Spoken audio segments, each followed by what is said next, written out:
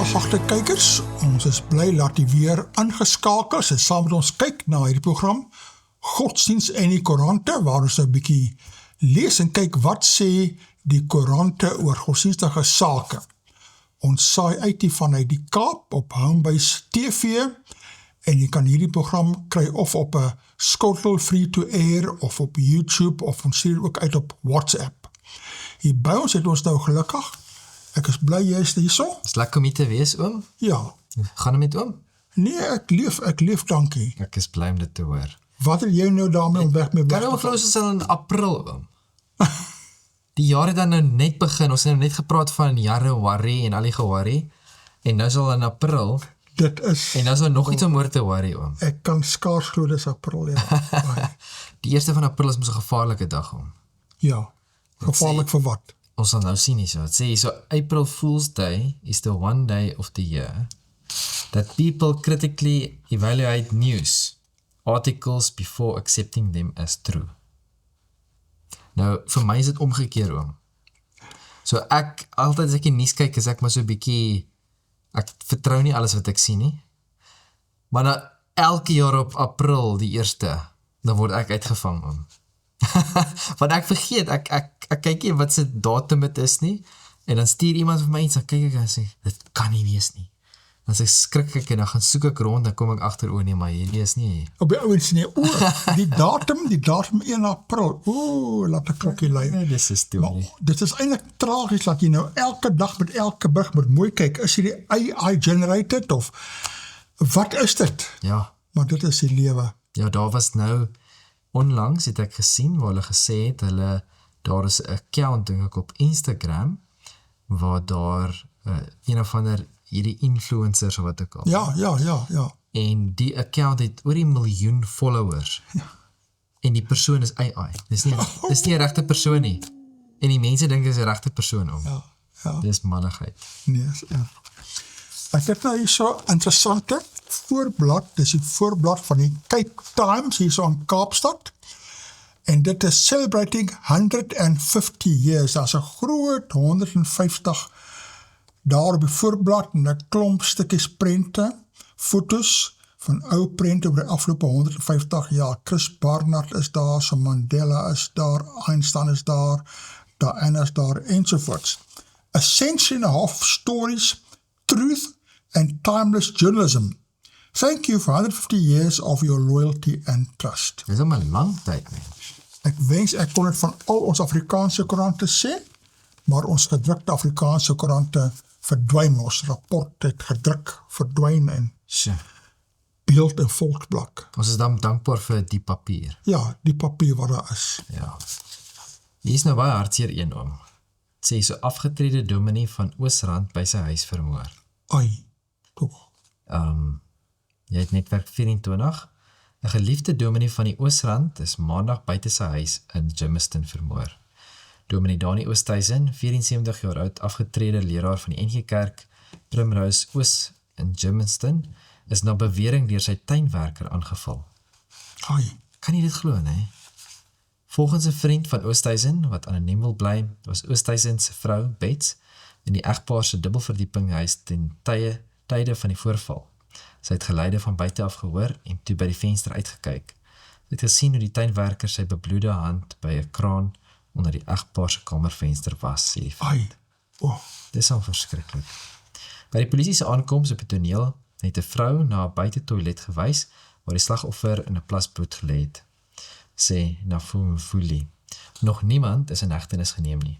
Oosthuizen sou aan die einde van die maand 75 jaar oud geword het. Hy was 30 jaar lank die leraar van die NG Kerk Primrose Oos in Germiston. Hy het sowat 3 jaar gelede afgetree, waarna hy by verskillende kerke gepreek het.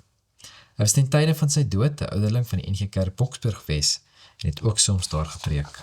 Dani het 'n gawe van preek gehad.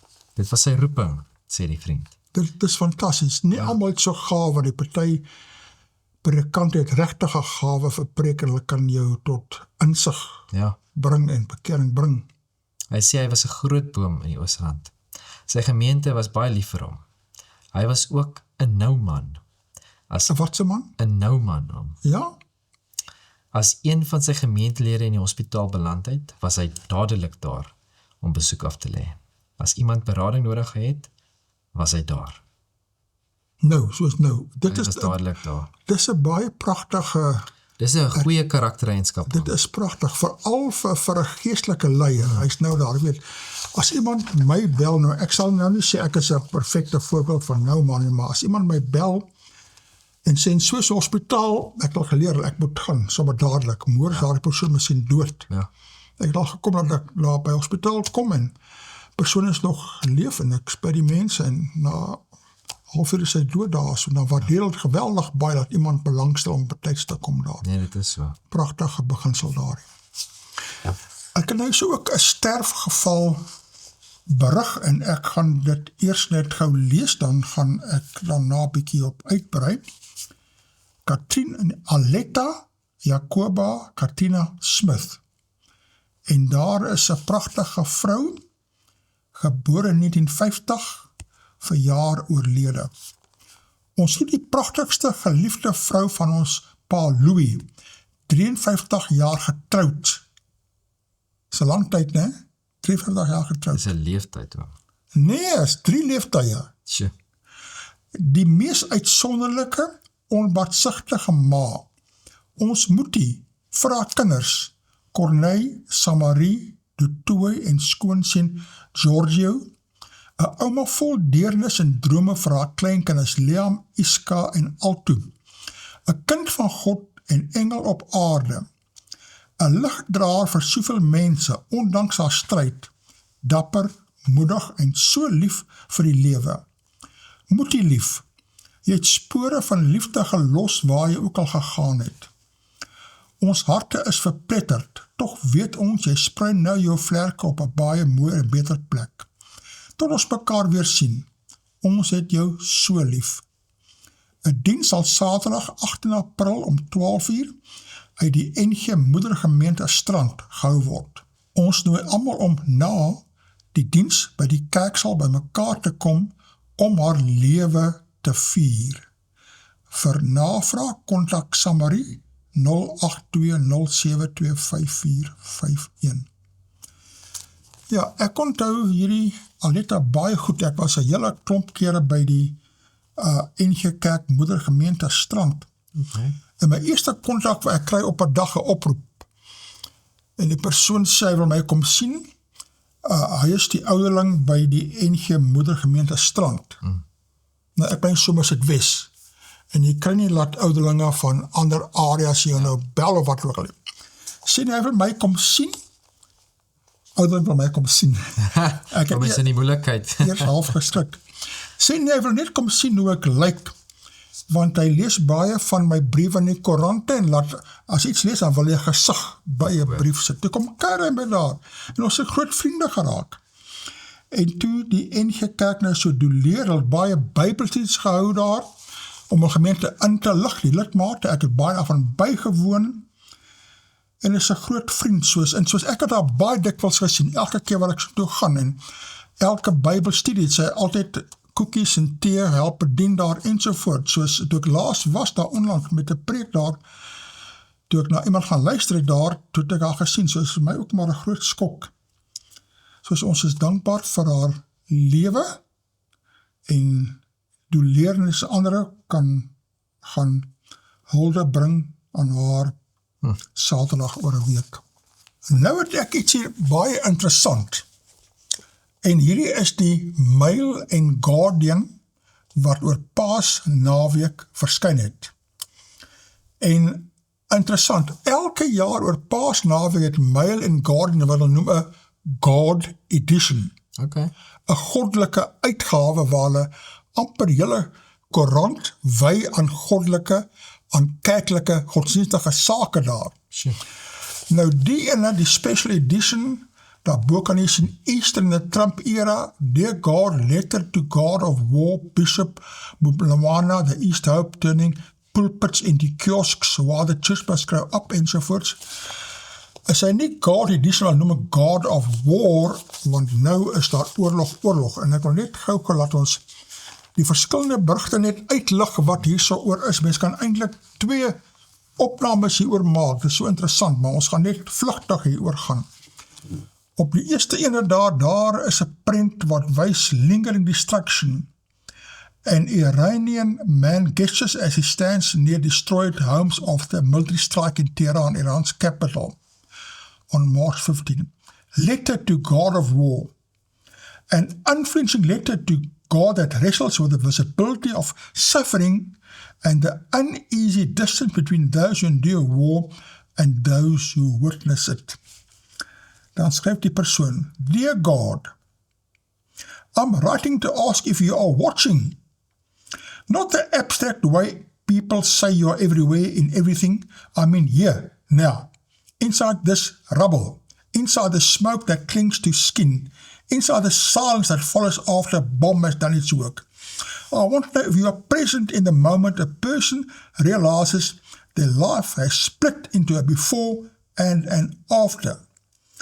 Because from where we are standing, it feels like the world is breaking in too many places. Dan stel hy af daar en sê, I do not know if this letter will reach you, but I hope it reaches someone. I hope it lingers long enough to make us pause, to make us question, to make us feel, because truly feeling might be the first step towards something better. Yours in uncertainty and hope. Mense wat uitskree vir hoop daarvoor so.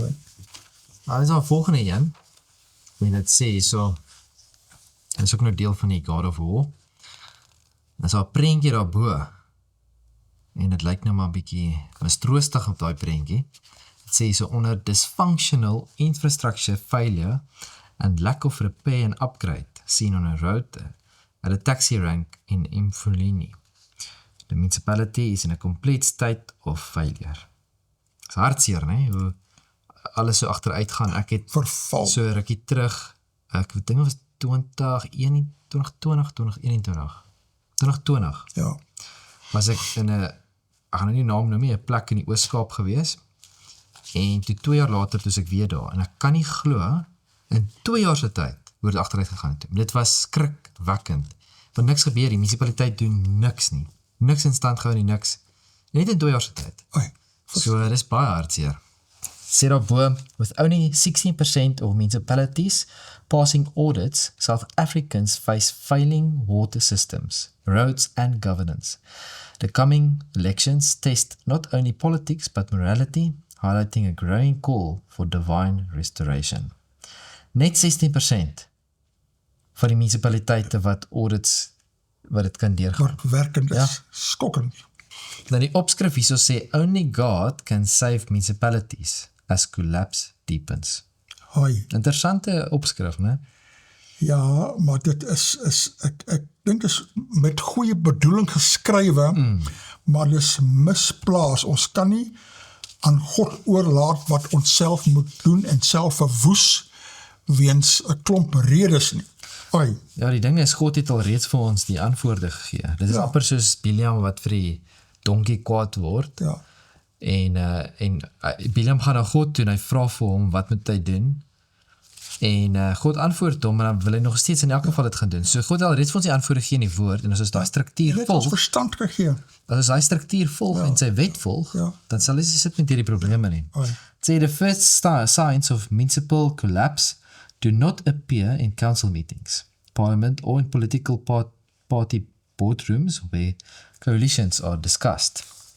They appear in burst water pipes left unrepaired for months, in roads riddled with potholes, in the hum of generators as communities brace for rolling power outages caused by transformer failures, and in a stench of sewage that flows in our streets and into our homes as municipalities continue to promise to come and resolve the problems, but never come. En dit is die storie maar, né? Dis altyd maar die beloftes, maar niks word gedoen nie. Droog, geld word gesteel, onbekwame mense wat nie tegnies vaardig is nie, skokkend. Dat is die volgende bladsy in the God edition, God of War, Iran War and Greater Israel Project. The US-Israel war in Iran is disrupting oil trade, pushing up petrol prices and raising concerns of the growing use of religion to justify war. Dan sê dit, at the start of the war and during the month of Ramadan has spurred officials to describe the conflict in religious terms. Mojtaba Khamenei, the newly installed Ayatollah, described the war as precipitating the return of the 12th hidden Imam, in accordance with Iran's 12-ver Shia Islam. Het is baie belangrijk daar, ons gaan volgende week hopelijk tyd kry om 'n hele berig hieroor te lees daar, ne? Analysts say Middle East conflicts are often driven by eschatological reasons, eindtyd redes, ne? Where religion and history are closely linked. On 20th October 2023, as Israeli forces prepared the land invasion of Gaza, the Prime Minister invoked the biblical story of the total destruction of Amalek by the Israelites, stating, "You must remember what Amalek has done to you," says our Holy Bible, and we do remember. Dan gaan het verder aan en sê, similarly, US military troops were reportedly told they are part of God's divine plan. Ons het al gepraat 'n week of 2 gelede. By the commanders, as US Defense Secretary Peter Hegseth described the Iranians as enemies of righteousness during a Christian military event. Ja, en so beroep die verskillende kante hulle op godsdienst met hierdie oorlog. Nou, dis die volgende een. Kyk, kyk prentjie oom. Ai, Dit is 'n groot, massiewe gebou, né? pragtige kerkgebou. Die Hallowed Halls Church of the Holy Sepulchre in Jerusalem, Israel. Not in ritual, but restriction. On Palm Sunday, 29th March, senior Catholic leaders were prevented from entering the Church of the Holy Sepulchre to celebrate Mass. Cardinal Pier Battista Pizzaballa, the Latin Patriarch of Jerusalem, and Father Francisco Ilpu, Custos of the Holy Land, were stopped by Israeli police as they attempted to access the church without procession or public gathering. In a joint statement, the Latin Patriarchate of Jerusalem and the Custody of the Holy Land described the incident as a grave precedent. For the first time in centuries, the heads of the Catholic Church in the Holy Land has been prevented from marking Palm Sunday at the site itself. First time in centuries. Hier gebeur snaakse baie, né? Interessant. Dan die volgende bladsy, die volgende berig, is die opskrif daar, The God of War Within. En dan wys ek hier so ouma, en lifelong told the author's grandmother, Trifina Chapepa's body has become the most immediate site of the quiet war, the place where everything seems to converge, where time, labor, memory, and pain all meet without buffer. They said that it is strange the way proximity to death seems to loosen the grip of silence, the way it creates space for things that once felt unsayable to be spoken without hesitation, as though the urgency of the moment demands honesty above all else. I said it is on a blokkie. Many lives are lived in ways that we only begin to comprehend when it's almost too late to ask the questions. En ek vertel die verhaal van baie mense leef en dan hulle is baie stil, veral soldate, hulle wil nie praat oor hulle daai tydperk in die oorlog nie. En alles nie. Maar as hulle naby dood kom, dan wil hulle deel, dan wil hulle praat en deel, né? Sure. Ja, en oorlogtye, wat ons nou het, so. When war poisons the earth, the conflict in Iran is causing severe environmental damage, from black rain and toxic smoke to threats to water, soil and climate, warn faith leaders and environmental experts. As missiles, drones and military convoys dominate coverage of the unfolding US-Israel war with Iran, another slower form of destruction is taking shape, one that threatens ecosystems, water, soil, air, and the climate itself. For Reverend Rachel Marsh, the environmental coordinator of the Anglican Church of Southern Africa, the environmental cost of war is inseparable from human suffering. War is a long-term devastation on a population. You are destroying something for generations ahead, even 2, 3, 4 generations, she said. Some Iranian officials and climate advocates have begun calling such attacks ecocide, capturing the destruction of entire ecosystems, not just human communities. So dis nie genocide, dis ecocide, waar jy die omgewing totaal verwoes, baie tragies, nie? Dan kyk ons hierso, die volgende berig, God of War, Bobby Wine in exile, fighting Museveni, the God of Uganda. While President Yoweri Museveni consolidates power at home, Bobby Wine calls for sanctions and warns that Uganda's mode of dictatorship could spread across the region. Soos daar sê, maar die diktators word soos afgode wat baie erg is daar. Hier is nou 'n interessante een. Het sê thought leader. En het sê bo feast of the resurrection for our times. One dares not remain silent in the face of the intolerable dehumanization and genocide of the people of Palestine, which has led us to the brink of world war. Nor should men and women of faith remain silent as truth is distorted to advance the purposes of the powerful. Dit is baie interessant dat hierdie gedeelte gebruik word as truth is distorted. So mense, ons moet net daai in gedagte, ons gaan nou baie daarby uitkom. Nou daar altyd twee kante van die saak, Yep. né? Is truth being distorted or is truth being truth? Jy moet groot onderskeiding vermoë hê. En as baie keer dink mense, maar hulle ken nie waarheid, hulle weet, so hulle dink hulle is okay. At a time like this, there are wars and rumors of wars.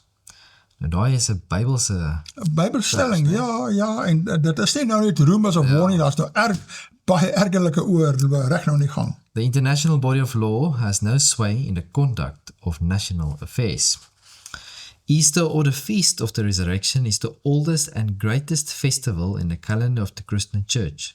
Next to it is the Feast of the Nativity of our Lord, or Christmas. But Christmas has become heavily commercialized, and its Christian symbolism is bound to be lost. So, is 'n paar dinge wat hy so sê, en dan hier in die middel, is daar nou 'n prentjie van Jesus, waar daar staan met 'n Palestynse vlag, en dit sê, Jesus, the most famous Palestinian. Nou, dis 'n baie interessante stelling.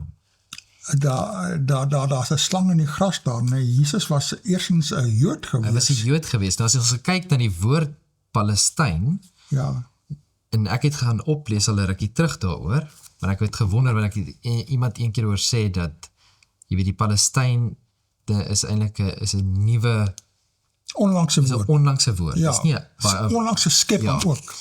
En so ek het 'n bietjie gaan ondersoek en stel, is baie interessant. So die woord Palestyn, so afkoms is van die woord Filistyn.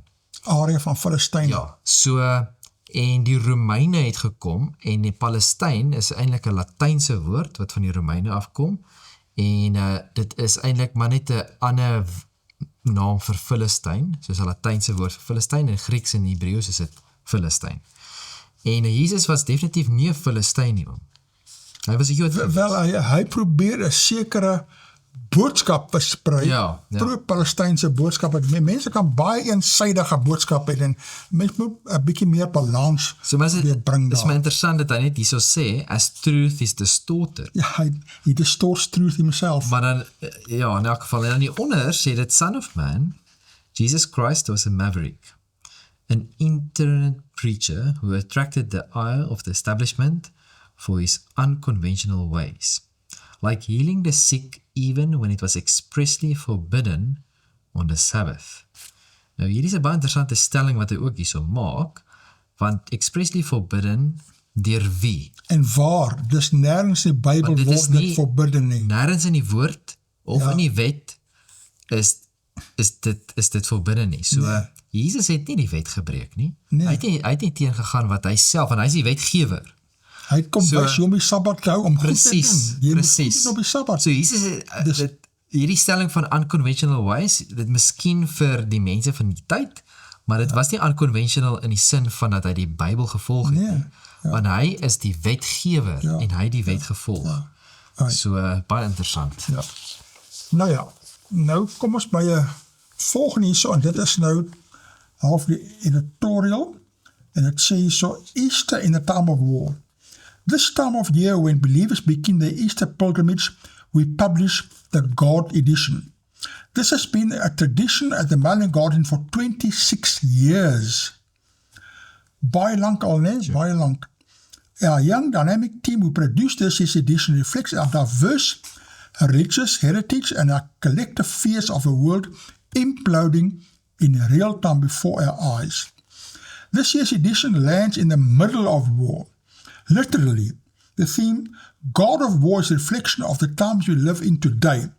A time of war, a time when collectively the world asks God for answers and prays for sanity to prevail. Nou is hier nou 'n interessante prentjie. En daar is 'n klip. Ek dink hulle probeer nou seker dit soos die 10 gebooie klip te maak. Ja. En dit sê so, is nou update op die wet. Thou shalt also not kill with AI-guided weaponry. Dis seker die 11de gebod wat hy self wil skep daarvan. Dis 'n interessante stelling, want wie gaan hierdie wet volg is die vraag. Verstaan, want as jou vyand gaan dit nie volg nie. So as jy nou sê, want ek het al gehoor, daar sekere mense wat sê is oneties om AI te gebruik, was baie mense wat sê is oneties om drones te gebruik, want ons mos nou baie drones wat hulle ook nou gebruik en goed.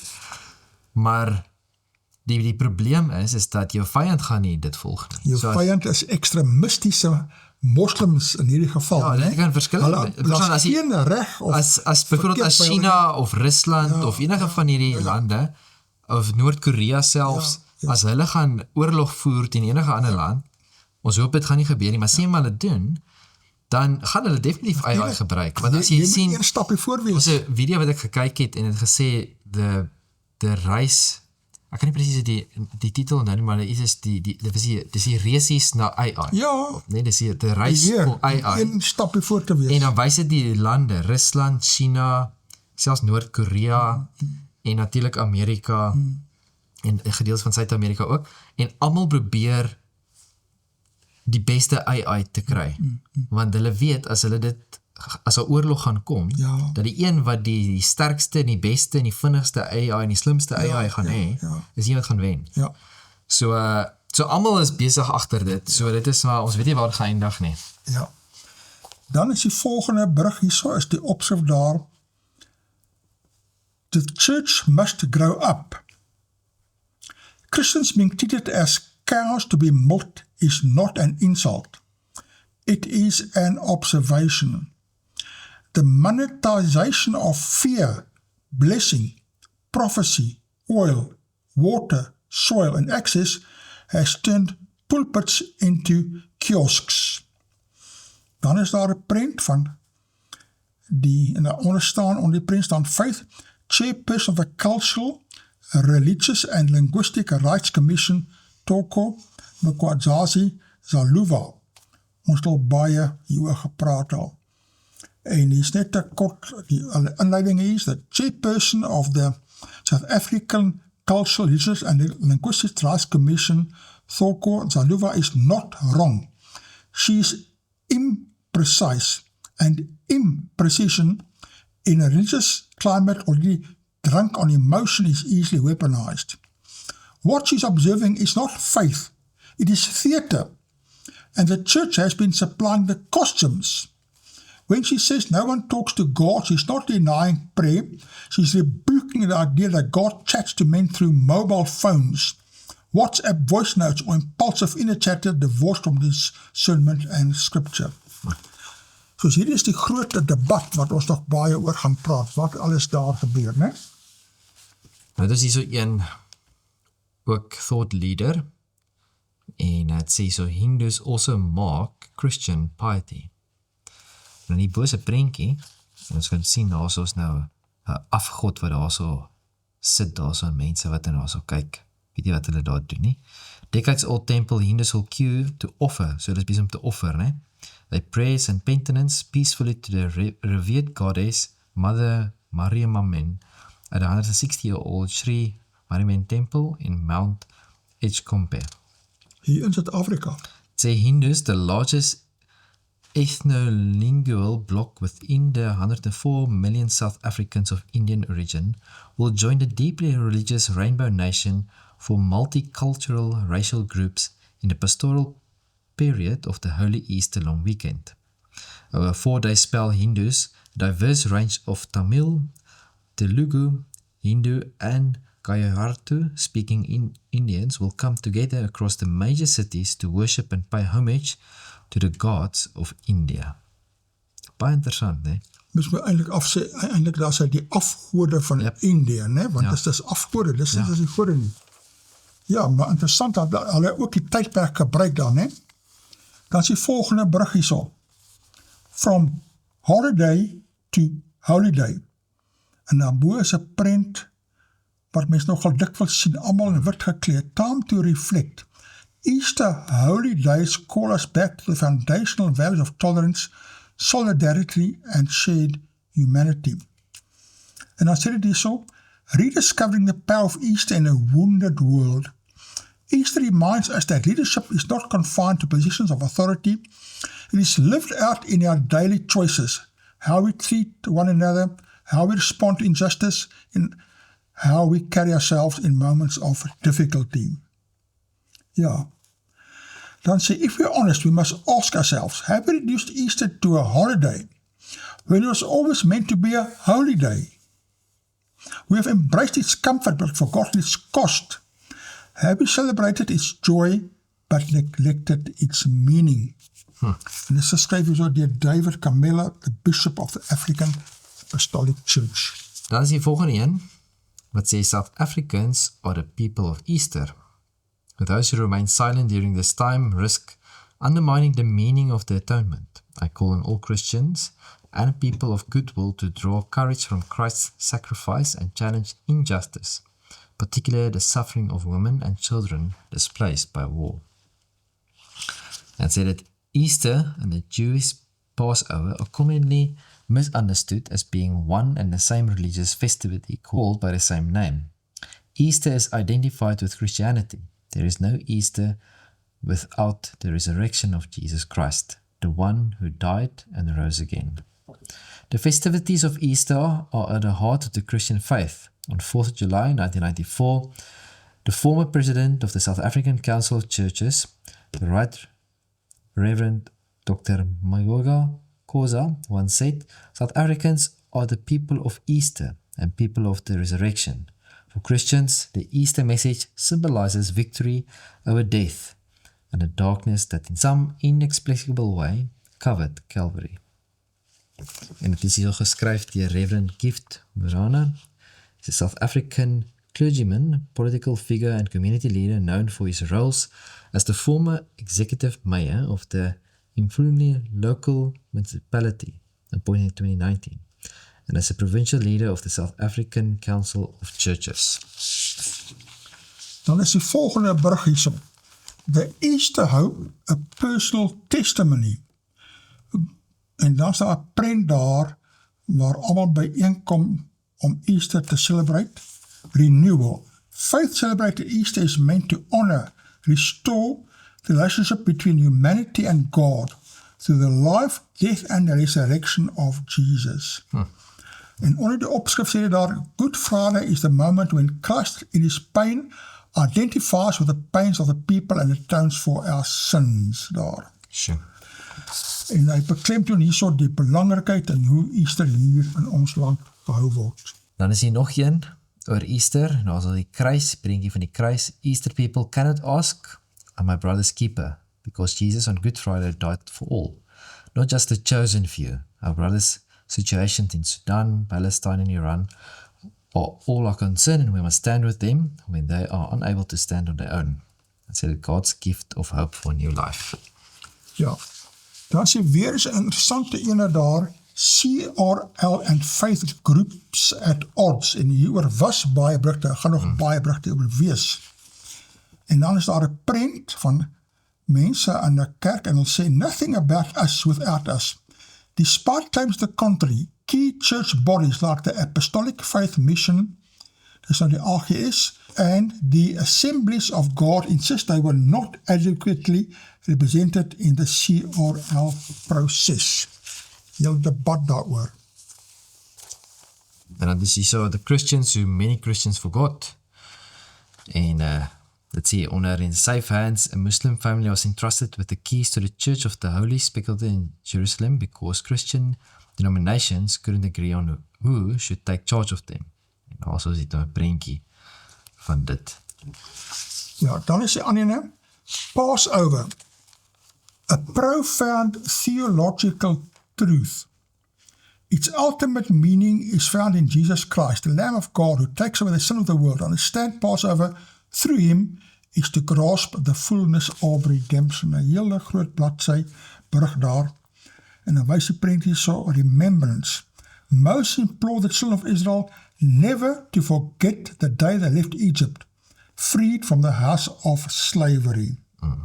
In the onderprint communion, the Last Supper redefines the elements of Passover meal, where Jesus shared a meal with his disciples, declaring two of those elements as his body and blood. Dan het is hier so een, the journey through the Abrahamic family house becomes a quiet reckoning with centuries of conflict and uncertainty of the present moment. En hier is nou 'n prentjie van die gebou daar so, Abrahamic family house. A house of peace in a region at war. En hieronder het ons nog 3 prente. St. Francis Church at the Abrahamic family house. En dan hier so is Moses Ben Maimon Synagogue at the Abrahamic family house. En is nog 'n prentjie Eminence Al-Mehmet Al-Tahib Mosque at the Abrahamic family house. So hulle wil alles saam een maak, like het van. Alles saam een maak. So. Ja, dit is baie, baie gevaarlik self. En dan die laaste ene hierso oor godsdienst in hierdie koerant is I feel the ancestors, Fautoma Diawara. En dan sê dit hierso, sy is 'n popsanger daar van Malawi, en sy, as hy kom sing, dan voel sy ancestral presence. Tja. Being here, the energy is so strong in a good way, and the first thing I really feel is my second time now in South Africa, I feel the ancestors. That's strange. In the hotel, I feel a lot of dead people, she says. Wat sy voel is demone om. Precies, ek stem saam met dit. Dis wat sy voel.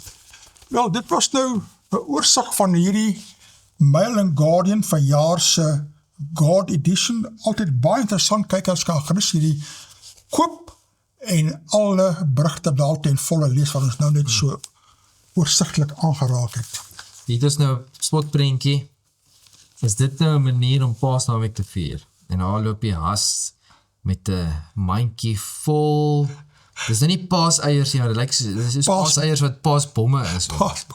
Paasbomme, paashandgranate. Daar Verskriklik. staan na Oekraïne, Sudan, Gaza, Iran, en die onder is die seekoei en die mens om sit met die eier op die gesig. So ja, nee. Soos die Bybel vir ons sê, nee, oorlog, gerigte van oorlog. Ja, hierso is weer eens Middle East War, barrage of missiles hit Israel. Oor en weer bakleiery permanent. En dit is nog geen oorlog stuur op die wêreldkrisis af. Ja, hierdie kan het baie ernstig word. Jerusalem, Houthis enter Middle East war with missile strikes on Israel. Dit vererger en vererger. Dit is 'n Middle East war cast shadow over Holy Week. Ja, tragies. Kyk hierso. War unravels years of economic progress in a matter of weeks. Middle East crisis rapidly pushing markets globally to breaking point, and South Africa will not be spared. Geweldig. En ons sien dit, nee, die petrolpryse en die dieselprys.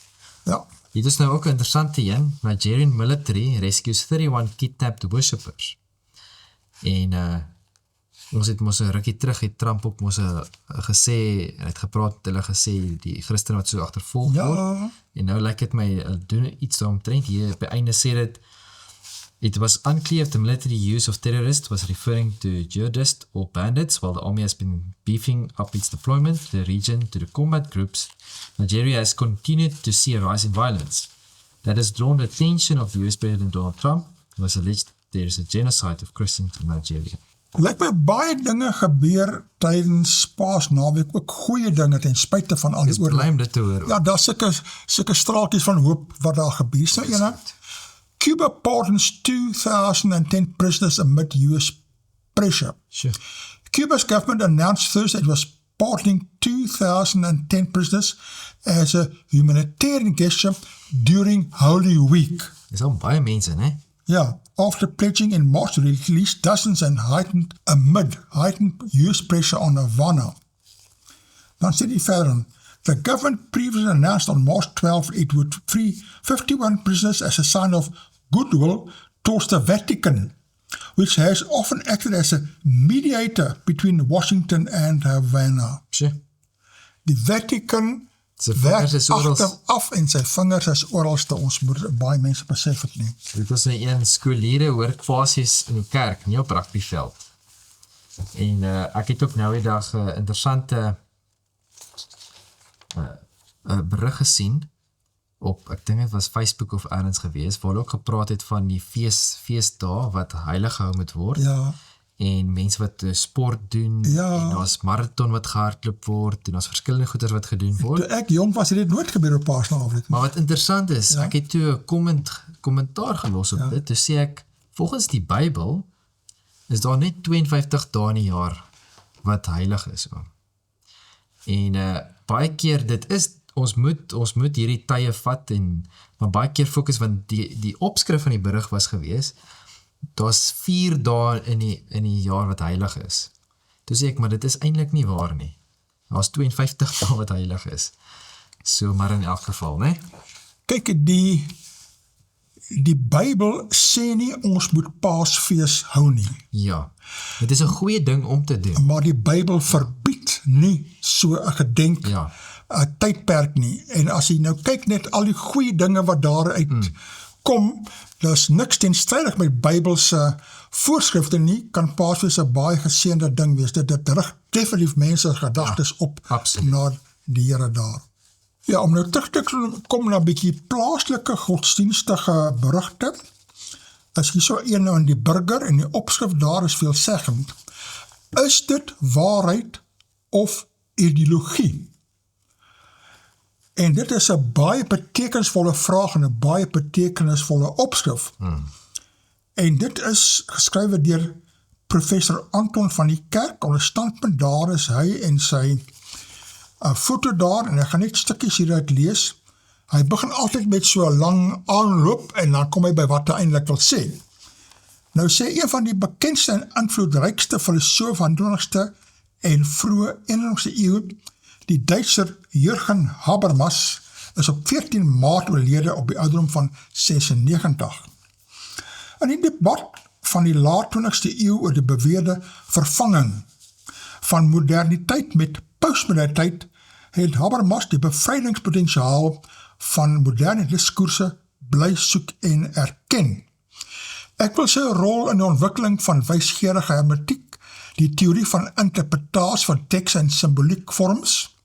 Ek daar is nou die definisie van hermeneutiek, hulle gebruik redelik baie daardie ene, né? Die uitleg interpretasie van tekste. Dit het aanleiding gegee tot een van die mees meevoerende debatte met Hans-Georg Gadamer aan die geskiedenis van die filosofie. Dan gaan hy verder en sê, die konsensus wat verstaan is in so 'n situasie nie die neerslag van 'n ongeïnhibeerde gesprek of wederwysige verstaan nie, maar van mag en dwang. Dit skep die probleem van ideologie, naamlik 'n valse bewussyn van die werklikheid wat in valse lewenswaardes en dus 'n valse praktyk uitdrukking vind. 'n voorbeeld hiervan, en hier kom die ding nou, né, is die ideologie wat aanvoer dat vroue minderwaardig teenoor mans is, en waar mans en vrouens dit glo. Nou, hy kom nou na 'n hele videodebat, en dit gaan nie oor minderwaardigheid van vrouens, die gaan oor rolverdeling daar. Maar natuurlik, hy maak nou, probeer ook sy punt te maak, nee, maar mense moet dit bietjie objektief lees. Dan eindige af hierso. Gadamer is ook besorg oor die moontlikheid dat ons tradisies onkrities aanvaar. Ok, dit moet ons mooi nou kyk. en dat ons dus oop moet bly vir die moontlikheid om die ontstaan van tradisies volgens hul ontstaansgeskiedenis te verklaar. Baie interessant. Ja, belangrik om te kyk, watter godsdienstige tradisies het ons en van waar kom hulle en hoe verklaar jy dit? Is dit Bybels? Ja. Of is dit 'n goeie gebruik? Of 'n slegte gebruik? Of 'n slegte gewoonte? Of wat? Dit noodsaak 'n kritiese heropname van tradisies. Ja, ons moet tradisies krities na kyk. In die lig van ander waarheidsaansprake, dit raak 'n bietjie gevaarlik, nie? En die transformasie daarvan in rigting van 'n nuwe konsensus, wat waarheid is. Dis baie gevaarlik. Jy kan nie 'n nuwe konsensus kry op wat waar is nie. Kyk na wat sê die Bybel. Natuurlik, baie mense wil dit nou net verdraai daar. Maar sien, dit is belangrik om, soos as jy kyk na die opskrif oom, is dit waarheid of is dit ideologie? Jy moet daardie vraag gaan. Voor jy nou kan verstaan wat is waarheid of wat is ideologie, moet jy eers die definisie van waarheid. Jy moet die bron gaan. Ja, maar jy moet die definisie van waarheid, want baie mense sê, maar daai is jou waarheid en hierdie is my waarheid. Ja. So, ons moet kyk wat is die definisie van waarheid.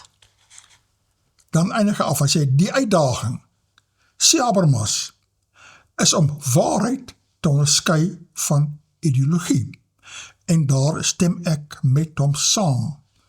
En hy maak 'n belangrike punt. Is dit waarheid of is dit ideologie of tradisie of gebruik? Is 'n uiters belangrike vraag daarin. So oom, as ek vir hom nou vra, wat is waarheid? Wat kan oom vir my sê? Wel, die Bybel, Jesus is mos die bron van waarheid. Dit is Dis 'n ons goeie antwoord. Christelike vertrek. Jesus sê, ek is die weg, Ja, die waarheid en die lewe. So as jy wil weet wat is waarheid, kom ons gaan kyk wat het Jesus gesê Ja. en wat staan in sy woord. ja, So as ons iets in die Bybel kry waar God vir ons 'n struktuur gee of 'n bevel gee, die wet of wat ook al, dan is daardie nie tradisie nie, oom. Dit kan miskien 'n tradisie word as jy dit nou vir jou deel van jou lewe maak, maar daai is 'n bevel en is 'n struktuur van God af. So dan kan ons nie daai sê daai is ideologie of is dit nou net tradisie wat ook al nie. Nee, dit is God wat ons sê dis wat ons moet doen. ja. So kom ons gaan terug na die Bybel toe, dan gaan ons sien wat is die waarheid. Lees die Bybel. Ja. Dit is nou 1 verdediging van Dominee Libbe steun op onbybelse religie.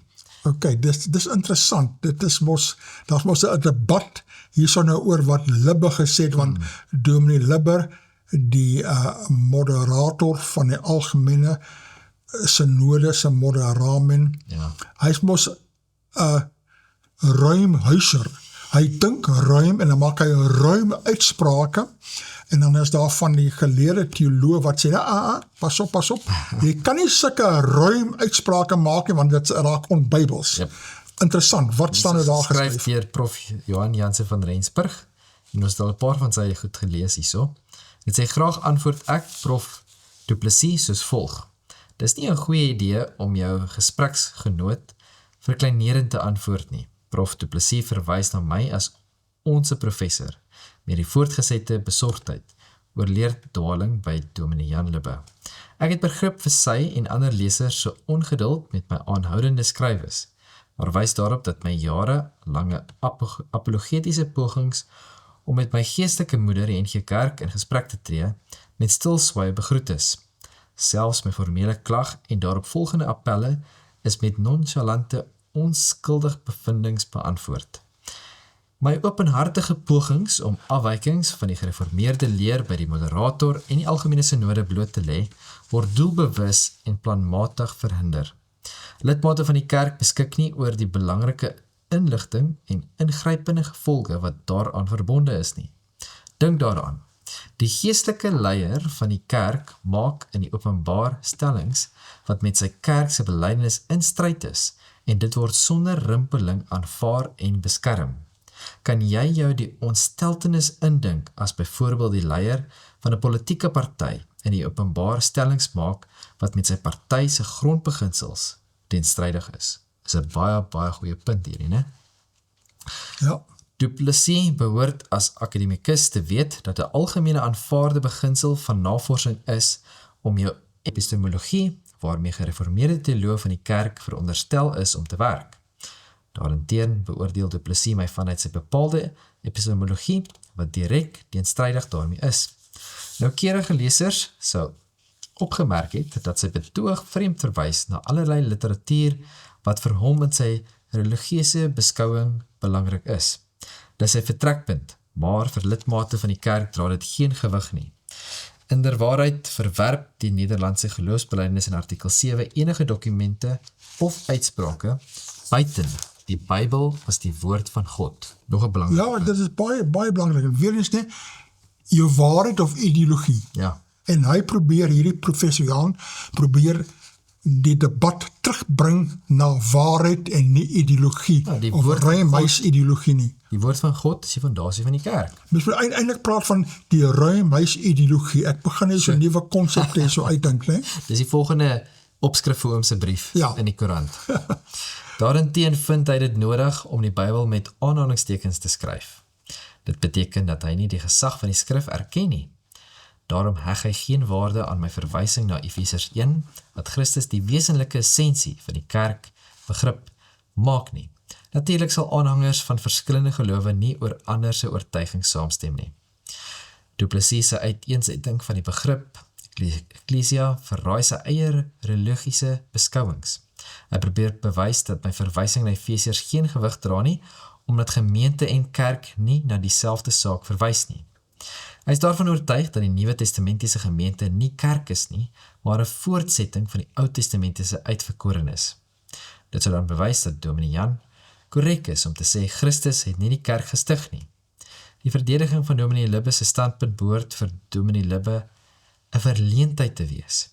Hier is iemand met 'n ongereformeerde en onbybelse religie wat hom met Dominee Jan se uitsprake vereenselwig. En dis nog 'n baie belangrike punt hierin. Dit verteenwoordig, soos ek in my appelle aangetoon het, 'n onchristelijke verlossingsleer.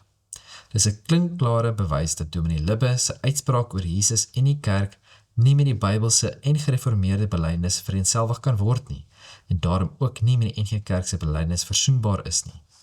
Waarom weier Dominee Libbe en die algemene synodale moderamen om dit te erken?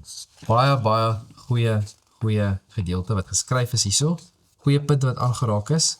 Nou wag ons maar vir die antwoord doen.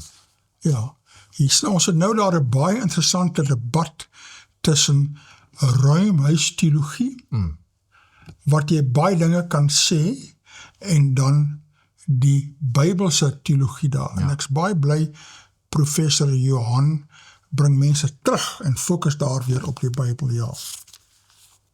Ja, om terug te kom na die groot debat van die gereformeerde kerk in Suid-Afrika en Vida, vrou in die amp, is hierson nou 'n skrywe. Dis nou nie die koffieplek nie, né? Dis nou ander Vida. Ja. En dit is geskryf deur professor Ami van Wyk, 'n afgetrede teoloog van die gereformeerde kerk. En hy sê, is hierdie 'n grove vorm van synodokrasie. Dis nou weer 'n nuwe woord, synodokrasie. Ek gaan nou nie alles lees nie, ek gaan die hoofpunt hier so probeer uithaal. Dit sê so, die besluit van die algemene synode van die gereformeerde kerke van Suid-Afrika oor gemeentes met vrououderlinge kan verwoestende gevolge vir die kerkverband inhou, skryf Ami van Wyk. Dit was vir my wat as teologies dosent, wat studente aan die waarheid van die evangelie van Jesus Christus en die koninkryk van God opgeleid, 'n gewetensskok toe die onlangse algemene synode van die gereformeerde kerk in Suid-Afrika verklaar dat diegene wat ten gunste van die vrou in die amp Vida is ongehoorsaam aan Christus. Soos hy het nou anders ding met sy kerkgenootskap. Met die uitspraak het die synode alle gelowiges wat pro-Vida is as ongehoorsaam aan Christus gebrandmerk. Selfs al is hulle geloof in die gekruisigde en opgestaane Christus suiwer en geïnspireerd. Met die besluit het die synode die Vida-kwessie teen wil en dank tot 'n fundamentele leerstuk verklaar en diegene wat daarvan verskil op 'n dwaalweg. Die vraag kan ook met reg gestel word op watter artikel van die kerkorde beroep die synode hom dat 'n gemeente wat ten gunste van Vida is, haarself losmaak van die kerkverband, van die GKSA. het ons nie hier te doen met 'n grove vorm van synodokrasie nie. Dis daai nuwe woord oom. Ons leer baie nuwe woorde. Baie nuwe teologiese woorde. Ek het nie geweet daar so baie nuwe woorde nie. En hulle raak al hoe meer en meer. Ai, te meer nog as in ag geneem word dat die synode slegs 1 jaar toestaan vir die reël van 'n buitengewone algemene synode waar 'n beswaarskrif of beskrywingspunt bespreek kan word. Die vraag kan gestel word of die pro vida gelowiges skriftuurlike argumente vir hulle standpunt het. Die antwoord op die vraag is nie moeilik nie. In die verband kan verwys word na 'n boek wat in 2008 deur die gereformeerde teologiese vereniging onder redaksie van Douw Breed, Fika Janse van Rensburg en Gert Jordaan uitgegee is, naamlik Manlik en vroulik in die kerk, geslagsgelykheid en die besonderse dienste. Ja, soos daar sal die debat kom belangrik aan, hè? Dan gaan hy verder aan en bespreek daardie boek se inhoud en dan sê dit, dus aan die einde, dat het byvoorbeeld geruime tyd geduur voordat die gereformeerde kerke landwyd die skrif so verstaan het dat die hoofbedekking vir vroue tydens eredienste as opsioneel beskou is. Iemand wat in die reformatoriese tradisie staan, kan nie anders as men verwys na die standpunte van klassieke kerkvaders oor die sonde van kerkskeuring enerzijds, want hy is bang dat gaan kerkskeuring nie plaasvind, en anderzijds oor die skriftuurlikheid en belangrikheid van die eenheid van die kerk van Christus. Hier kan veral gedink word aan Augustinus, Calvijn en Bavinck. Dan sluit hy af en sê, die praktiese gevolge van die synodebesluit kan verwoestend wees vir die voortbestaan van die GKSA. Wanneer 6 of meer gemeentes uit die verband van die GKSA losgemaak word, kan die gevolge daarvan vir die voortbestaan van die teologiese skool, soos byvoorbeeld die getal professore daar, die administratiewe bureau, die emeritusfonds, ekonomiese verhoudinge ensovoorts, geweldig afbrekend wees. Ek hoop dat albei standpunte in verdraagsaamheid en vrede, liewendheid erken en verdra sal word, en dat die gesprek oor vida in welwillendheid en Christelike liefde gevoer sal word. Ja, hierso is 'n ding aan te kom, né? Ja, ja. Hulle begin hulle standpunte inneem daar binne die gereformeerde kerk. Ons sal kyk en sien wat gebeur. Dit is nou 25 gemeentes wil rig styf maak teen Dopper se besluit oor vroue. Haai. En dit word geskryf deur Kobie Venter. Na aanleiding van Prof. Amy van Wyk se artikel besluit oor vroue, 'n grove vorm van synodokrasie. Ons het hom nou net gelees, né? Ja. Die volgende. Ek verneem betroubare gespreksgroep van 25 doppergemeentes is gestig met nog 'n werkgroep van eendersdenkende gemeentes wat verskil van die 2026 synodes wat besluit oor vroue in die amp. Hulle wil die kerklike weg volg om die synodese besluit om te keer met bewaarskrifte sodat vroue ouderlinge wel toegelaat word in die gereformeerde kerke in Suid-Afrika.